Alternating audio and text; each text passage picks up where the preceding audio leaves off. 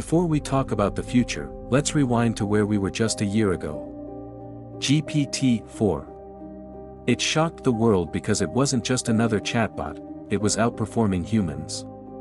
On standardized exams like the SAT, LSAT, GRE, even the U.S. medical licensing tests, GPT-4 ranked in the top 10% of scorers. It could already write code, analyze legal arguments, and even help identify rare diseases. For many people, GPT-4 was the first glimpse of AI as something more than just a tool. It was an assistant that felt dangerously close to a colleague or expert. But according to Sam Altman, CEO of OpenAI, GPT-4 will be remembered as the dumbest model we'll ever have to use. You recently said, surprisingly recently, that GPT-4 was the dumbest model any of us will ever have to use again.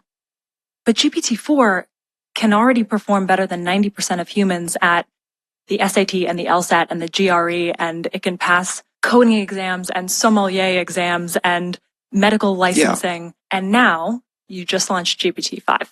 What can GPT-5 do that GPT-4 can't? First of all, one important takeaway is you can have an AI system that can do all those amazing things you just said, and it clearly does not replicate a lot of what humans are good at doing, which I think says something about the value of SAT tests or whatever else. But I think had you gone back to, if we were having this conversation the day of GPT-4 launch and we told you how GPT-4 did at those things, you were like, oh man, this is going to have huge impacts and some negative impacts on what it means for a bunch of jobs or, what people are going to do. And, this is a bunch of positive impacts that you might have predicted that haven't yet come true. And so there's something about the way that these models are good that does not capture a lot of other things that we need people to do or care about people doing. And I suspect that same thing is going to happen again with GPT-5. People are going to be blown away by what it does. It's really good at a lot of things. And then they will find that they want it to do even more. Here's the best example. It's fast. And the fact that we have this tool now, we're like living through it and we're kind of adjusting step by step. But if we could go back in time 5 or 10 years and say this thing was coming, we would be like, probably not. Let's assume that people haven't seen the headlines. What are the top line specific things that you're excited about? And also the things that you seem to be caveating, the things that maybe you won't expect it to do. The thing that I am most excited about is this is a model for the first time where I feel like I can ask kind of any hard scientific or technical question and get a pretty good answer. And I'll give a fun example, actually. Yeah, when I was in junior high, or maybe it was 9th grade, I got a TI-83, this old graphing calculator. And I spent so long making this game called Snake. Yeah. It was a very popular game with kids in my school. And I was like pro and it was dumb, but it was like programming on a TI-83 was extremely painful. It took a long time and it was really hard to debug and whatever.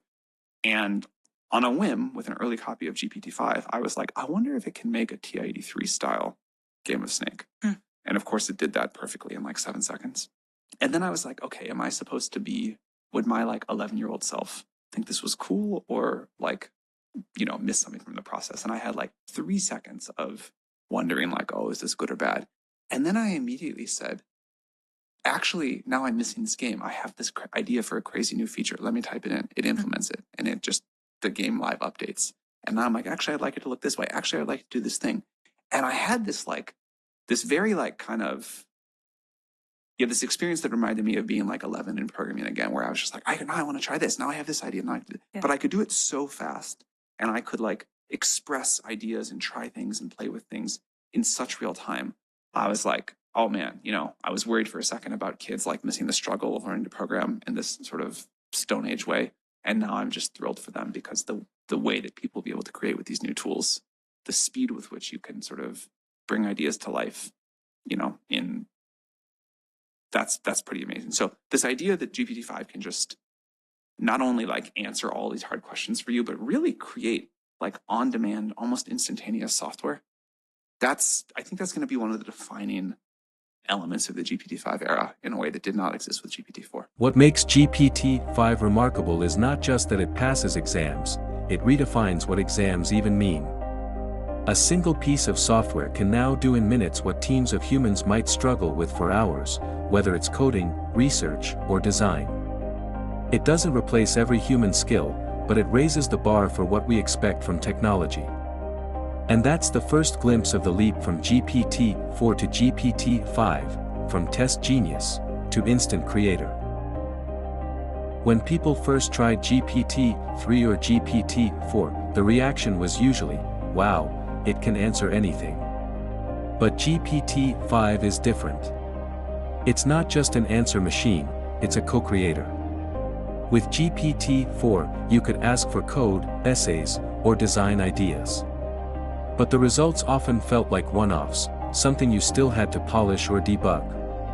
GPT-5 flips that dynamic. Now, you throw out an idea, watch it come to life instantly, and keep iterating in real time. It doesn't just hand you results, it works alongside you. Sam Altman described it as a return to childhood wonder. As a kid, programming felt slow and clunky. But with GPT-5, everything he imagined became reality within seconds. Want a new feature? Add it. Better visuals? Done. This isn't just productivity, it's creativity at warp speed. And that's the real breakthrough. GPT-5 lowers the barrier between imagination and execution. You no longer need years of coding or design skills to build software or test ideas. A student with no programming background can make an app.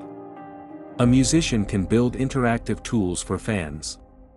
An entrepreneur can prototype a product overnight. It's not replacing human effort, it's amplifying human imagination. But here's the big question: if creation becomes too easy, do we lose something? Some say the struggle, the long hours of trial and error, is what forges mastery. Others argue that removing technical barriers frees us to think bigger. Either way, GPT-5 marks a new era, not just consuming answers, but collaborating with intelligence itself. Every leap in AI raises the same question: where does this road lead? GPT-5 isn't just faster or more polished, it's a step towards something far more profound: superintelligence. Sam Altman puts it simply: imagine a system that can out-research the best scientists, out-manage the best leaders, even out-innovate the people building it. If an AI could run OpenAI better than Altman himself, that's the line. That's superintelligence. So, how close are we? Right now, GPT-5 shines at tasks that take minutes or hours: coding, essays, problem solving. But a true scientific breakthrough takes thousands of hours. Altman predicts that by the late 2020s, AI will make discoveries that the world recognizes as real science, not just solving tests, but uncovering new truths. The trajectory is already clear. Just a year ago, AI could only handle high school math contests. Now, it's performing at the International Math Olympiad gold medal level, a bar many professional mathematicians never reach. The next step: moving from solving problems to proving theorems. From helping researchers to becoming researchers. And that's where the tension lies. The excitement is obvious: cures, energy breakthroughs, progress at a scale we've never imagined. But so is the unease, the risks of creating something smarter than us. What's undeniable is this: the fog is lifting. With GPT-5, we are closer than ever to machines that don't just answer our questions, they ask better ones. There's another shift happening with GPT-5, and it may be even bigger than coding or creativity. The question of truth. In 2023, you could still trust that most videos, photos, and articles you saw online were made by humans. But by 2030, that might not be the case at all. Take the viral "bunnies on a trampoline" video. Millions of people shared it, laughed at it, even remixed it into music. Only later did they realize it wasn't real. It was generated entirely by AI. This was one of the first times the internet enjoyed something, and then had to process the fact that it never existed. Sam Altman predicts this will become normal. Media will be a spectrum, some content real, some fake, most somewhere in between. Your phone photos already have AI filters and enhancements. How real is that picture of the moon taken on your smartphone? We've already accepted a blend of authenticity and manipulation. By 2030, it won't just be about whether something is fake, it will be about whether it's real enough. Cryptographic signatures may help us verify what's genuine, but for most people, the threshold of real will keep shifting. A news clip, a social media post, even a personal video call, any of them could be AI generated. This raises the critical question: in a world where reality is optional, how do we decide what to trust? GPT-5 gives us breathtaking new creative tools, but it also pushes us into an era where truth itself is contested. Every industrial revolution has reshaped work. Steam power replaced farm labor. Electricity replaced manual factory jobs. Now, GPT-5 is poised to disrupt knowledge work, the very foundation of white-collar careers. Some leaders in AI predict that within 5 years, half of all entry-level white-collar jobs could be automated or replaced by systems like GPT-5. Tasks like drafting legal briefs, analyzing spreadsheets, or even writing code may no longer need teams of junior employees. That sounds terrifying, especially for graduates entering the workforce. But Sam Altman sees another side: opportunity. For the first time in history, one person could realistically start a billion-dollar company, powered almost entirely by AI. GPT-5 can write the code, draft the business plan, design the logo, market the product, and even answer customer service, all at once. What once required teams of hundreds could now be built by a single ambitious founder with the right idea. This doesn't mean disruption won't hurt. Older generations may find it harder to adapt, while younger people who embrace these tools will have a head start. The real question is, will you use GPT-5 as competition, or as collaboration?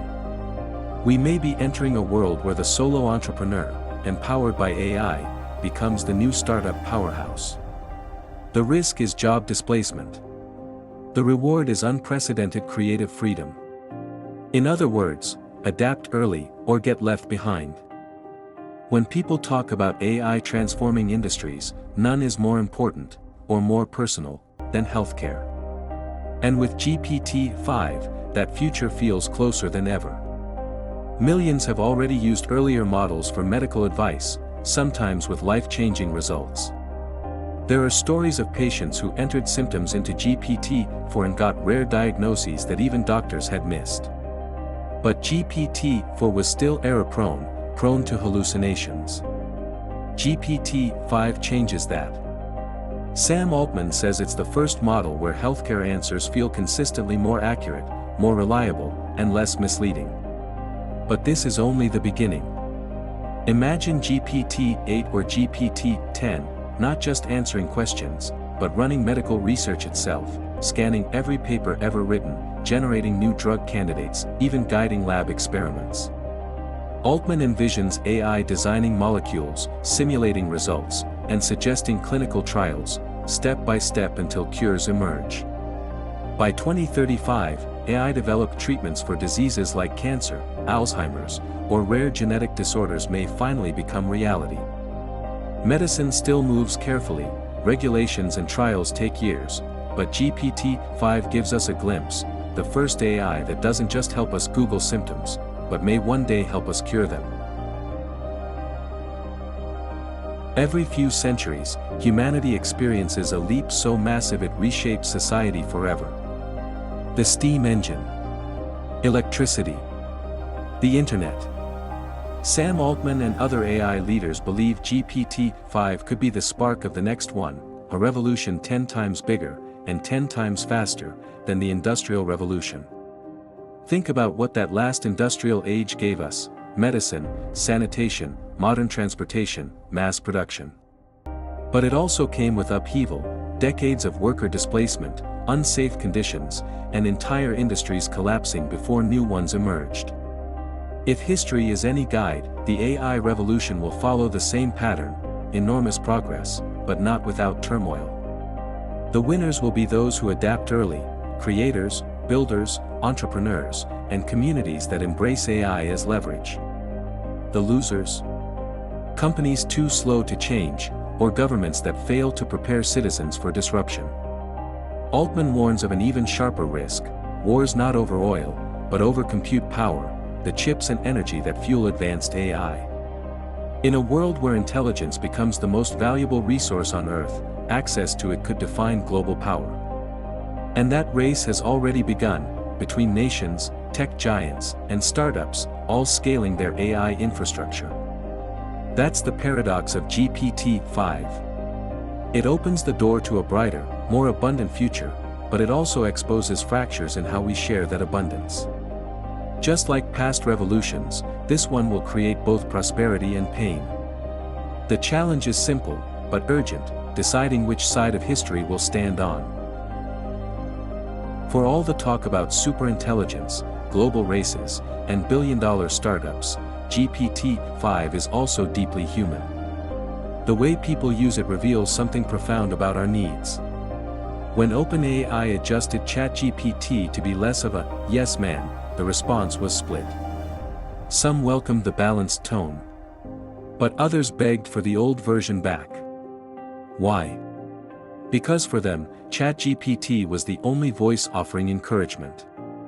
One user even told Altman, "Please keep it, I've never had anyone tell me I was doing a good job."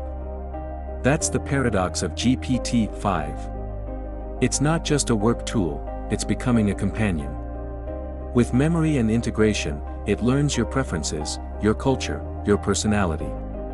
It doesn't just answer, it remembers your story. Altman imagines GPT-5 quietly embedded in daily life, managing email, syncing calendars, even sitting silently in meetings, then whispering afterward, "You missed a chance to push harder on that point." An invisible partner, present not just when you prompt it, but as you live. For some, this will feel like a blessing. For others, unsettling. But one thing is clear: GPT-5 isn't just reshaping industries, it's reshaping relationships. With technology, and with ourselves. So where does this leave us? GPT-5 isn't just another tech release, it's the doorway into a new era. An era where intelligence is abundant, creativity has no limits, truth is contested, and our jobs and relationships are being reshaped in real time. Sam Altman's advice is simple: use the tools. Don't treat GPT-5 like a better Google. Treat it as a partner. Experiment, build, learn its strengths and weaknesses. The people who do that now will be ready for what comes next. Yes, the changes will be disruptive.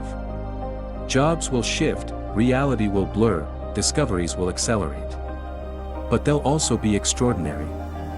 A kid born today may never outsmart AI, but the kid who learns to work with it could change the world. The Industrial Revolution transformed humanity over a century. This one is happening in a single decade. The question isn't if AI will change our lives, it's how we choose to shape that change. The tools are here. The future is arriving. And it's up to us what we do with it.